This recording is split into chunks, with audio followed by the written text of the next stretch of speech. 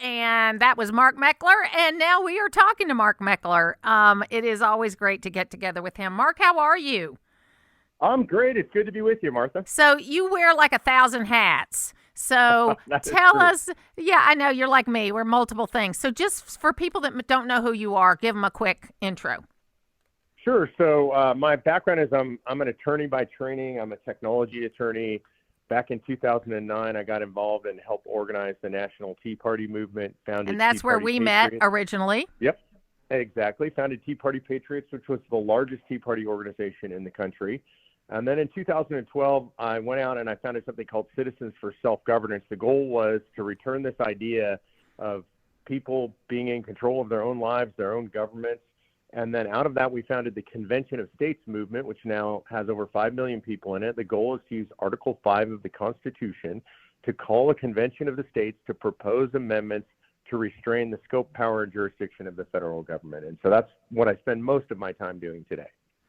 Yeah, and I think you know my friends Mike and Marion Warlick. I've been working with Yep. him on them on fair tax, on all kinds of things. I met with them last week, and for me, this has been an important issue of my lifetime. I mean, I am so happy with what I'm seeing right now.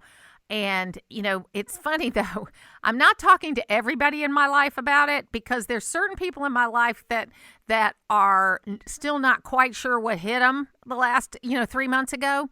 And Yep. so I'm just letting it soak in just a little bit before I start gloating about all the good things that are happening.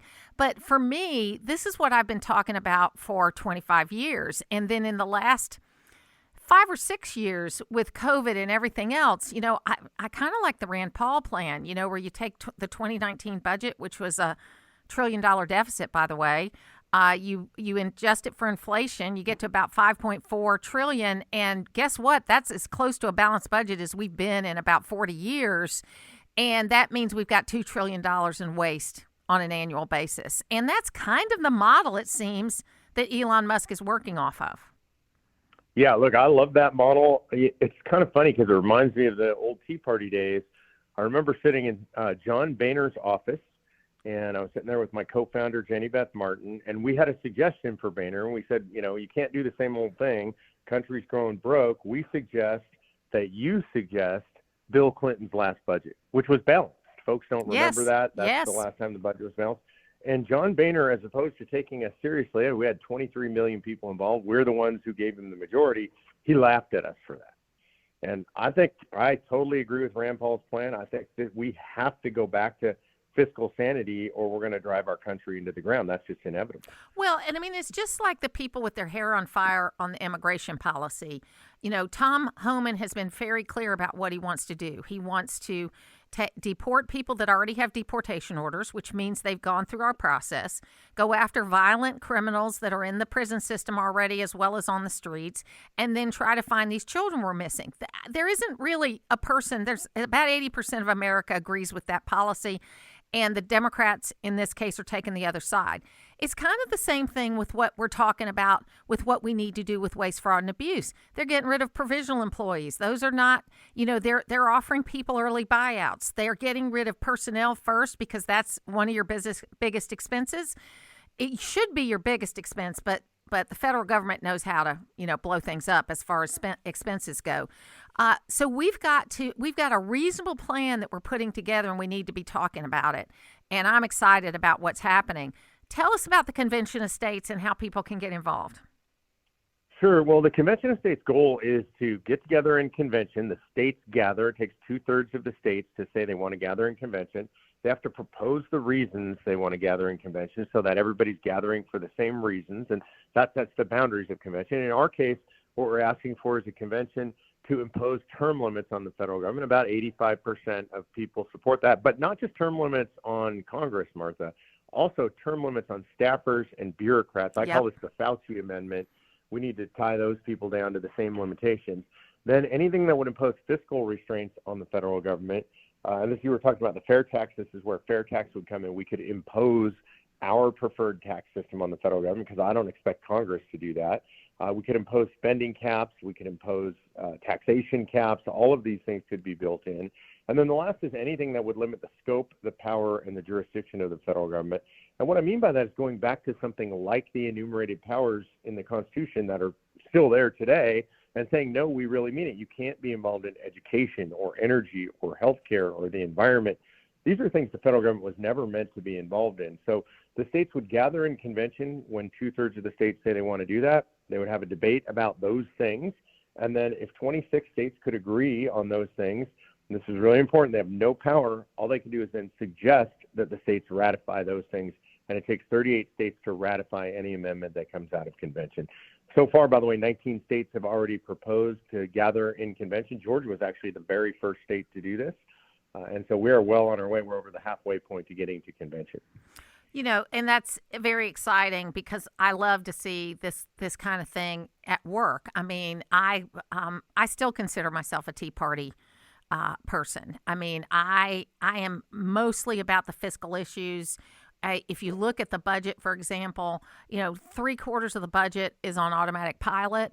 And, you know, you could zero out the entire discretionary budget, including defense, and you would still not have a balanced budget. So it's something we got to look at. So how would you suggest, because I know we've talked about this over the years, how do we approach those things that are on automatic pilot? You know, Medicare, Social Security, disability, interest on the debt, federal pensions is another one of those things that's on automatic pilot. Yeah, I think, you know, one of the things first is we have to stop accepting the premise that the Democrats give us that this is what's called non-discretionary spending. The reality is every penny spent by the federal government is discretionary. It can be changed. It might be harder to change. Can't just do it by executive order, but it all can be changed and limited and restructured. And so in my opinion, you look at the whole budget and you say nothing is non-discretionary. This is all at the discretion of Congress. Congress holds the purse strings. Obviously, the president decides how and what exactly gets spent, but Congress is the one that sets those purse strings. So I think we remove the premise that's non-discretionary. And I think we have to be careful about our narrative too, because from my perspective, and I know the president believes this, it's not about cutting Social Security. It's about making sure that we can honor the promises we've made. Because right now, most of us understand, if you paid any attention, Social Security is bankrupt. It's going away. I'm 62. The odds that I'm going to be collecting are low. The odds that my kids are going to be collecting are 0 if we continue on our current course. Yeah, I mean, in 2011, Marco Rubio made a speech at the Reagan Library that didn't get the coverage it probably should have because Nancy Reagan fell that day. And what got covered was that she fell. But the speech that he gave, you can find it on YouTube. I'm sure you've seen it, where he talks about that, you know, in order to save Social Security, that you got to keep your promises to people 50 and older because they've been working their entire lives with this promise. Then from 40 to 50 or 35 to 50, there ought to be some kind of hybrid program where people can invest and continue to pay in. And then for people that are under a certain age, they're going to have to pay for grandma, and they're going to need a different kind of system than what we have. Yeah, I think that's absolutely true. And another simple fix that for some reason Congress has refused to do is all we have to do is start ratcheting up the retirement age. Yes. And, you know, we've got a retirement age that was set when people didn't live to what the retirement age is on average. And now, on average, people live 15, 17 years past what we've set as retirement age. And so we just need to change that formula, and we would literally save hundreds of billions, if not trillions of dollars over the years. You know, it's funny. I'm 65. My husband's 70. So we made the decision that we were going to wait until 70 to start drawing because we wanted more income coming in from Social Security versus, you know, whether, and, you know, you can argue whether you can make up the money you could if you started at 62, all that kind of stuff. But for us, it was more of a numbers game, and that was what was best for us. And my sister was really funny because she said, well, what if you die before you're 70? And I said, well, then I won't need the money. You know, so exactly. You know, if I die before I'm 70, I won't need the money. And, you know, and somebody else can have my money. But the fact of the matter is, you're right. It takes about 4 years to draw out all the money you've taken in. And if you live to be 65, I mean, when Social Security started, the average age was 63.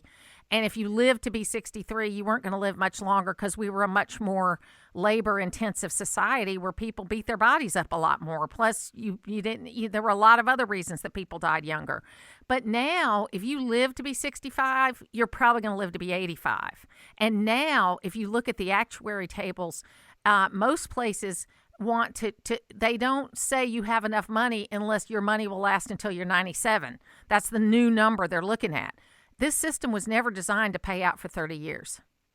No, it wasn't. And so the way that we fix that, and the truth is most people now work past 62 or 65. And I don't know about you, I'm 62. I expect you working for a long time. Yeah. I like working. I like what I'm doing. I'm doing things on my own terms now, and I love it. Yeah, exactly. And so the idea that, suddenly I'm going to collect retirement funds from Social Security when I'm still very easily able to work seems to me that pushing that back a little bit. And it's interesting, when you talk about my understanding is every $1 billion that the federal government spends, you need to push the retirement age back about a half a day to make up for that. And so I think if you said to people, look, you want these programs, well, we just push your retirement back a half a day. Push it back a day, push it back a week. Most people can understand that. You mentioned earlier in this conversation that we're doing all these things that the average people just like. Trump is saying, and I agree with this, it's just common sense. Musk is saying it's just common sense. The idea of pushing our retirement back, if you said to the American people, we're going to push the retirement age back 6 months or even a year, most people, especially like if you grandfather in people maybe who are over 50, over 55, over 60, most people wouldn't object to that, and it would literally save hundreds of billions, if not trillions of dollars. Right now. I mean, today. Right now. Yeah. I mean, it would be different. And I think that, like I'm in that group of people that 67 in 10 months is my full retirement age, or 66 in 10 months. And then you're probably 67 because you're a little younger than I am. So, right. It's easy and it takes time to get people used to it, but it'd be something we could do tomorrow. I don't know if it's going to be in the budget that they're putting forth. I just want to know your thoughts. We want to give people how to join the Convention of States again before we let you go. But what are your thoughts on what's happening with the budget deadline that's happening right now? I'm frustrated with it, to be honest with you. I've been watching this a long time like you have. My first early days in the Tea Party movement, I was on Capitol Hill during the first debt ceiling fight. And I remember just vividly being in the office of a congressman. It was probably 11:50 p.m. on the deadline day, and they were arguing on the floor about it. And I had a staffer turn to me and say, this is all fake, right? And I was stunned. I was so naive. And he said, the deal was cut weeks ago. It's just both sides have to pretend that they're fighting to the last minute. Otherwise, their constituencies will be mad at them. And so to me, the question is, are they going to make real cuts in the budget? And I'm skeptical because I've been around long enough. I hope they are. I think they're building public support by all the stuff that DOGE is discovering. I think the narrative's been good. So I'm frustrated. I'm also prayerful and hopeful. Yeah, me too. I just want them to get back on regular order because the whole reason why we're in this mess is that we are not looking at the budget every year. Now, they made a little progress last year where they actually, I think, got 8 appropriations bills finished. But, it's kind of like being a little bit pregnant. You can't have a little bit of a good budget. You've got to get the whole budget there on time. Now, you are going to be in Georgia on Thursday, February 27th. Tell us about that. Yeah, I'm really excited about this, coming back to the place where Convention of States really got its start. So we're going to be under the gold dome of the Georgia State Capitol in Atlanta. We'll be there at 11 a.m. This is what we call our annual surge. We get our grassroots together. We visit legislators there under the dome. Important for people to understand that grassroots activists in Convention of States, we're not just involved in Convention of States. There's all kinds of issues that we pay attention to at the state level. Each state team is involved in at least 3 major issues every year. So if folks are interested in actually being involved instead of just listening and yelling at the radio or the TV, they can go to conventionofstates.com /GA Surge. That's GASURGE, conventionofstates.com GA Surge. And they can meet with us 11 a.m. under the Gold Dome at the Georgia State Capitol. Mark Meckler, thanks so much for being with us today. Thanks for having me, Martha. Great talking to you.